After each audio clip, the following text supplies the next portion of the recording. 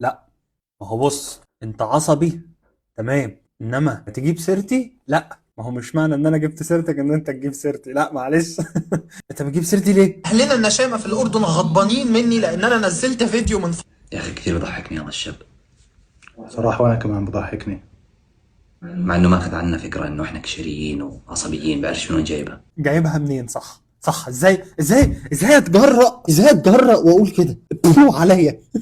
بالعكس إحنا جماعة كثير مضحك ومبتسمين. انا باين في وشك، باين. ده انا خايف والله، بتفرج وانا خايف. أنت شايفك مبتسم.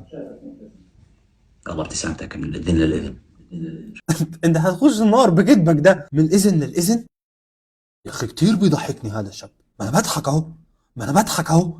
هو انتوا بتشوفوا يا ولاد اخواتنا في الاردن، انتوا بتشوفوا حاجه احنا مش شايفينها؟ يعني مثلا ليكوا نظره مش عندنا؟ يعني دي كده بالنسبه لكم مش ضحكه صح؟ انا كده مكشر وكده انا بضحك. انا فهمت الدماغ دي، انا فهمت خلاص.